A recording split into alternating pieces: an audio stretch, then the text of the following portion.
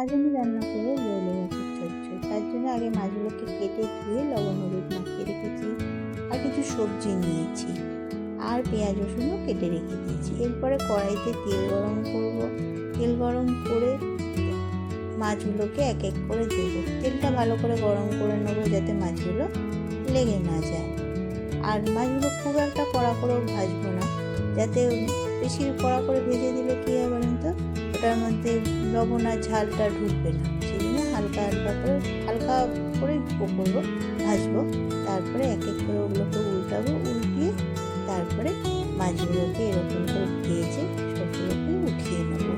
উঠিয়ে একবারে সব মাছ ভাজবো না, অল্প অল্প করে মাছ ভাজবো যাতে ভেঙে না যায়। এরপরে আমি এই জন্য এক এক করে সব মাছ আমি উঠিয়ে নিচ্ছি। তারপর ওই তেলের মধ্যেই আমি পেঁয়াজ রসুনটাকে ভালো করে ভাজা ভাজা করবো।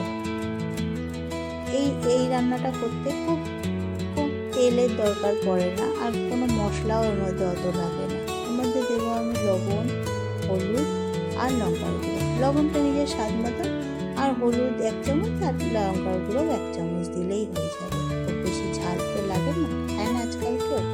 আর তার মধ্যে সবজি দেবো। সবজির মধ্যে আছে এখানে বেগুন, ডাঁটা, আলু, ঝিঙা, পটল, আর যার যেটা ভালো লাগে সে আরও কিছু ওর মধ্যে দিতে পারে, খারাপ লাগে না। এটা সব মিশানো তরকারি তো ভালোই লাগে।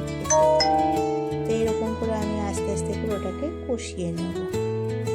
কষানো হয়ে গেলে পরে কিছুক্ষণের জন্য ঢেকে দেবো, যাতে ওই সবজির থেকে জলগুলো বেরোতে দেবে। আবার খানিকক্ষণ পরে ওটাকে আবার একটু নাড়াচাড়া করে দেবো, করে আর একবার ঢেকে রেখে দেবো। এরপরে আবার ঢাকনাটা সরিয়ে দেখবো তরকারিগুলো সিদ্ধ হয়ে গেছে। তারপর অল্প করে জল দেবো, যাতে মাছগুলো ফোটার জন্য আর কি, মাছগুলোতে রসটা ঢুকবে।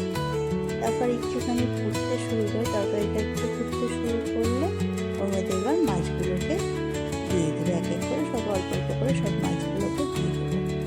মাছগুলো দেওয়া হয়ে গেলে সব অল্প অল্প করে দেবো, যাতে ভেঙে না যায়। তারপর ধনেপাতা উপর দিয়ে দেবো, তাতে একটা টেস্ট আলাদাই চলে আসে ধনেপাতা দিলে। তারপরে এই আমার তৈরি হয়ে গেল ছোটো মাছের বোয়ালি মাছের চচ্চড়ি। আমার তো ভালো লাগে, আপনাদের কেমন লাগে কমেন্ট করে জানাবেন।